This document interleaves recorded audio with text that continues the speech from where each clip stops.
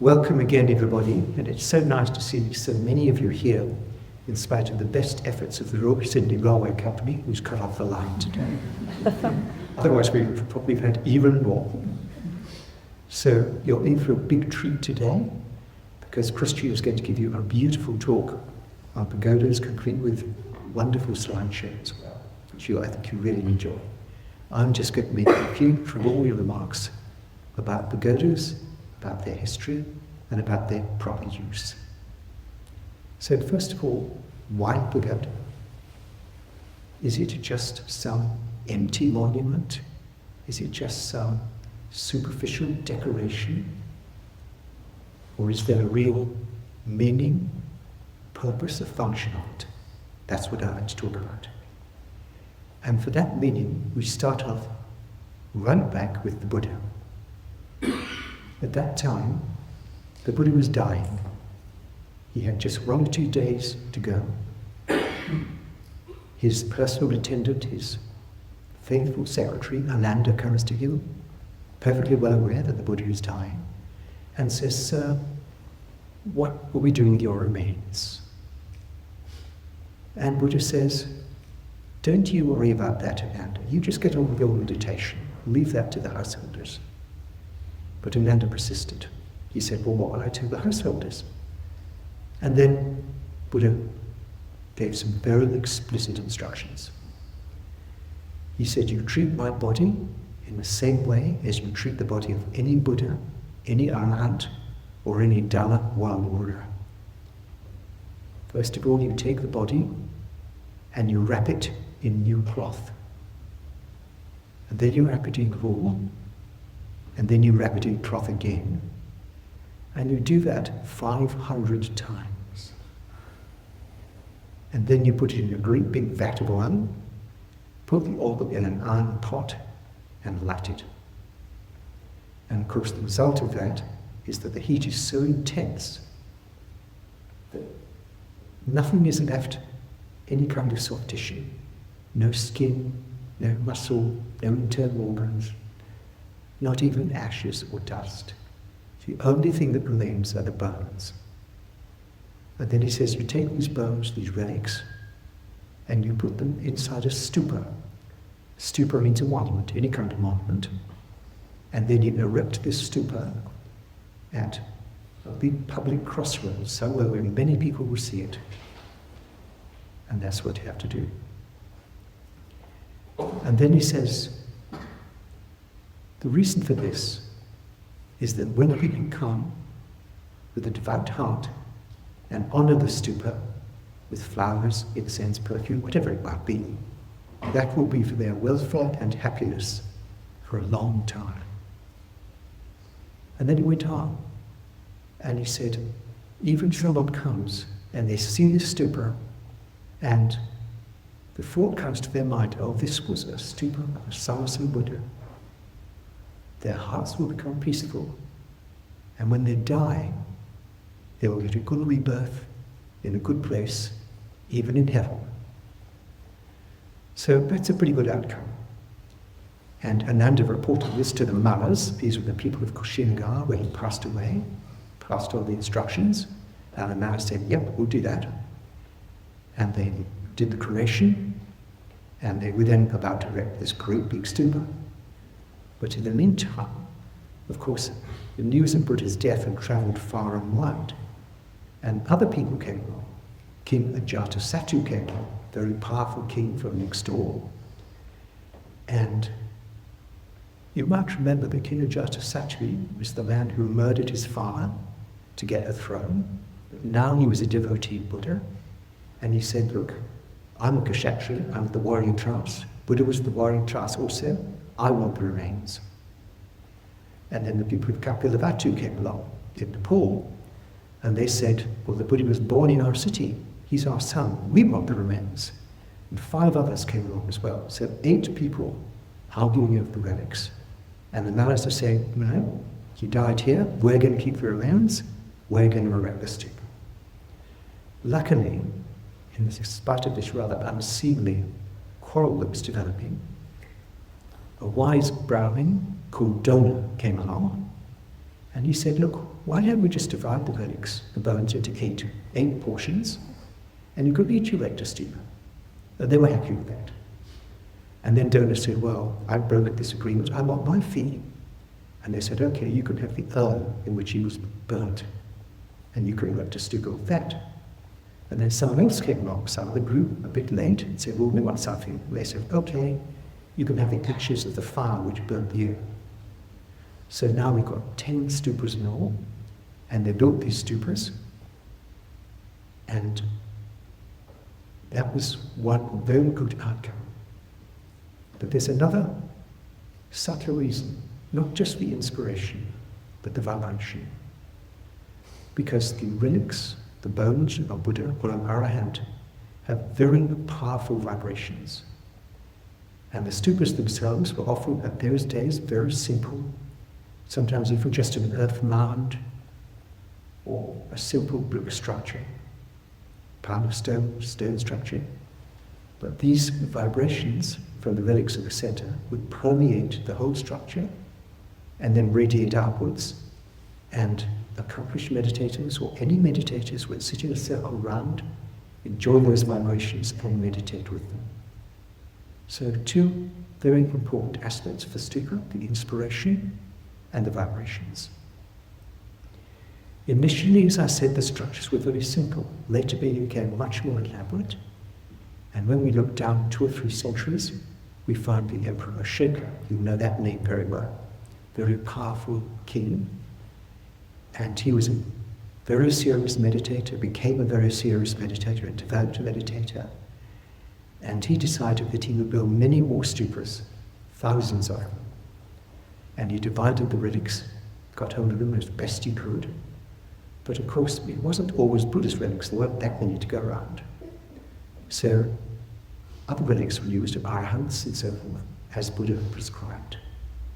One very famous stupa was Senji stupa, which Ashoka built.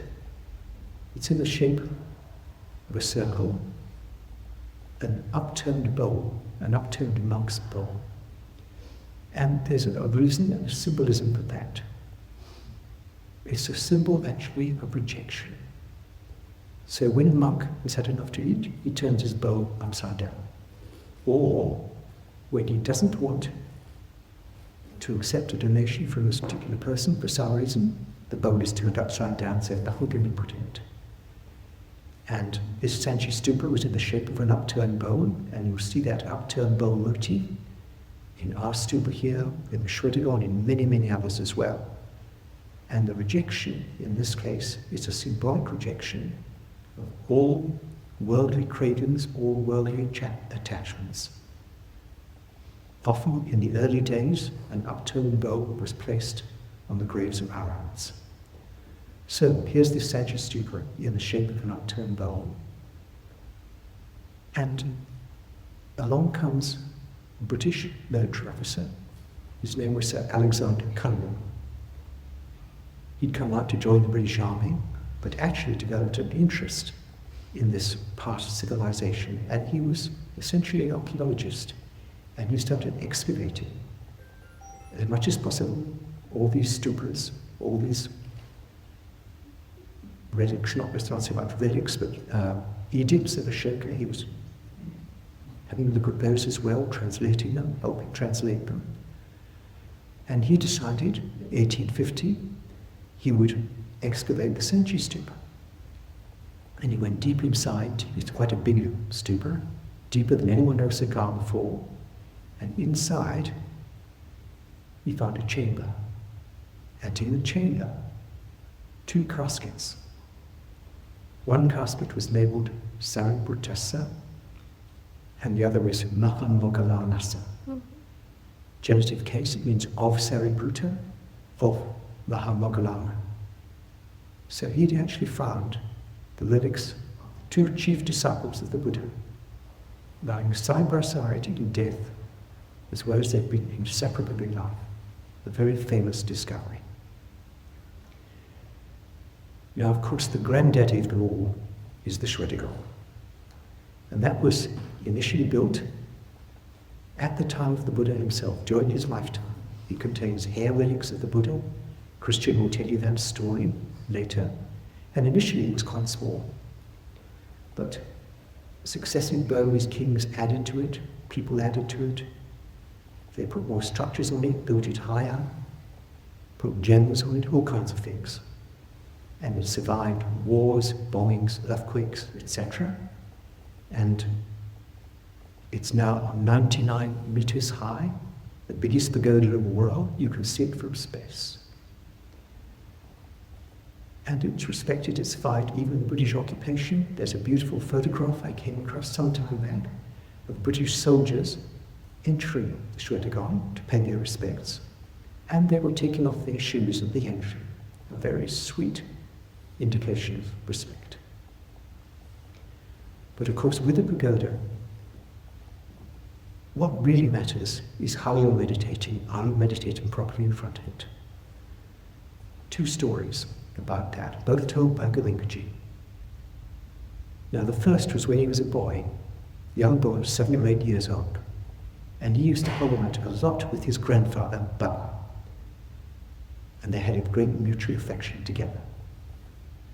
And you probably remember Goenkaji talking about his family being a staunch, conservative Hindu family.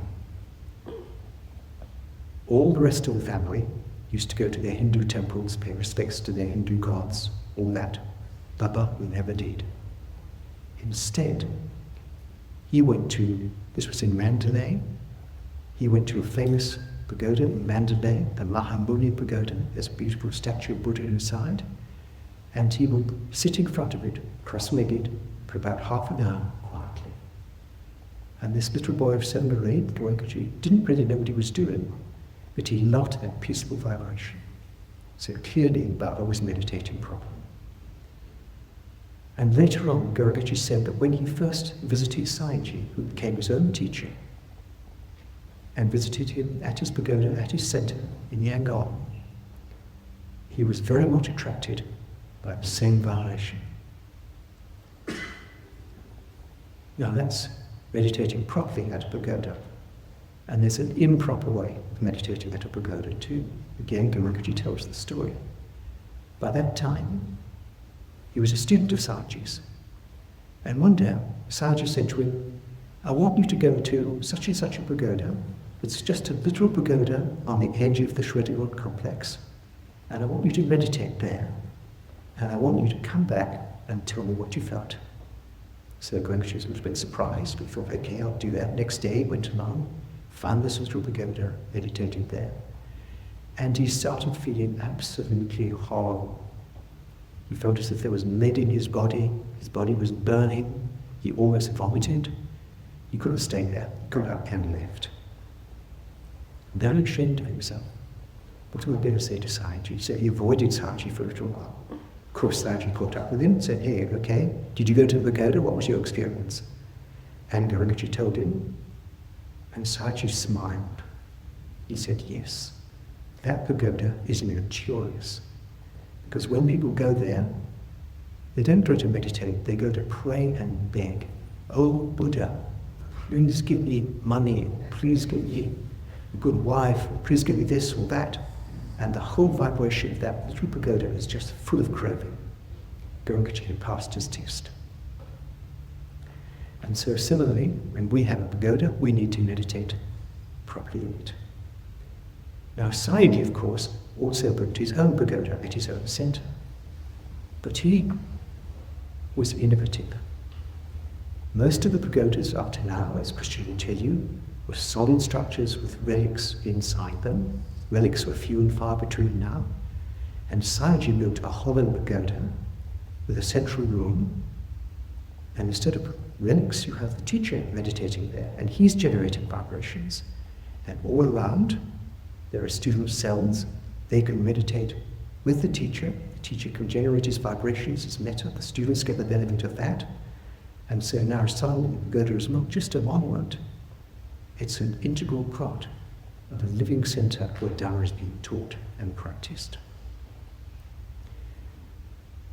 And of course, the Dhammavuni Pagoda, as in all the pagodas in our tradition, are based on that model. Sayagyi's pagoda was a was based on Shwedagon in terms of style, and ours here is based on both of them. And of course we have a central cell. When you tour the pagoda later, you'll be able to see that. And of course we have the cells around it.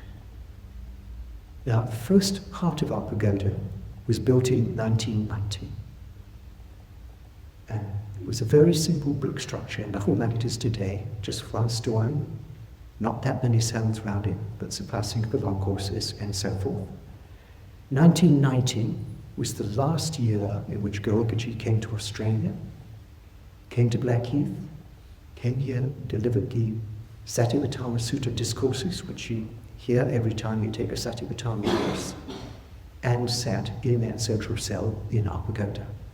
So we're very lucky. Very few pagodas around the world have Goenkaji's vibrations in them, and written. 2008, we put in a development application to council to build the second story, more cells, and to build this zeti, this dome on top of it. Now the Blue Mountain City Council, less than cotton socks, is very conservative, and probably rightly, because they're dealing with the World Heritage Area. And what they wanted, their policy in this area, is to have all the structures, all the houses in tune with the local style. And of course, the pagoda with zeti was totally way out from normal style. So the development application was stuck in council. No council officer dared approve it, and it was just remaining there. So we thought, what are we going to do? But then some wise person said, well, why don't you just call up the mayor? So we did. One Sunday morning, we called the mayor, said, hey, this is a problem, we know this, we're not getting any response from the planning department at all, it's just stuck. And the mayor was a nice guy. He said, okay, he lived actually near the centre. He said, okay, I'll come and look at it.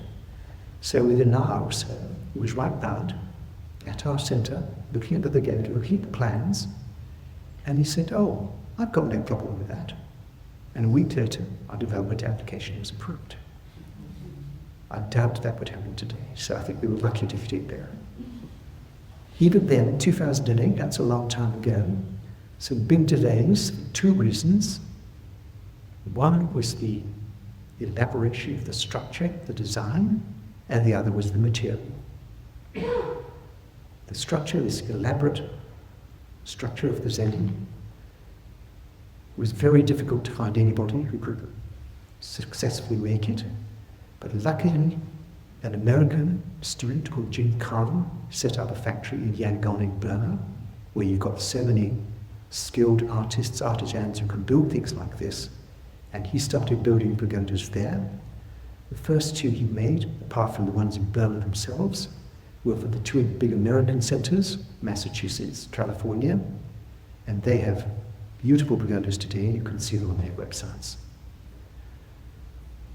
So that was fine, and he started building ours too. And the material he was using was fiberglass. And we put that material into council to say, how's that? And it was rejected. Basically, the Rural Fire Service says, no, that's too dangerous here, because fiberglass, even if it doesn't burn, which Jim Carr assures it wouldn't burst into flames, but it does melt. And they said, you got a really serious bushfire here, and you've got high winds, and you could have melted bits of fiberglass being carried around by a wind, really dangerous. No. So the hunt was on to find a suitable material. It had to be lightweight, it had to be very strong, and would neither burn nor melt. And finally, Jim found this material, which is the one we use today, which is glass reinforced concrete. It is concrete, but it's got fiberglass reinforcing inside, as resulting it is extremely strong, extremely lightweight. So then we were all happy Jim was building, and then the situation in Burma turned very nasty politically. Jim had to flee essentially for his life. So we have a half-built pagoda in a factory in Yangon, which we can't get out, and we'll probably never have. But we found a GRC manufacturer, a specialist manufacturer in Melbourne. They built it, and you can see the result outside yourself. When you go around, you'll notice it's very obvious, as Andrew's pointed out, it's not complete yet. There's plenty more to be done, in particular the entrances. And each of them will have a little setting on top of them as well, which is already built. And we need to build a water tank nearby because they won't have fire. So all that has to be done. We hope that will be done in the next few months. And then more and more people can enjoy meditating properly in this beautiful pagoda. Thank you.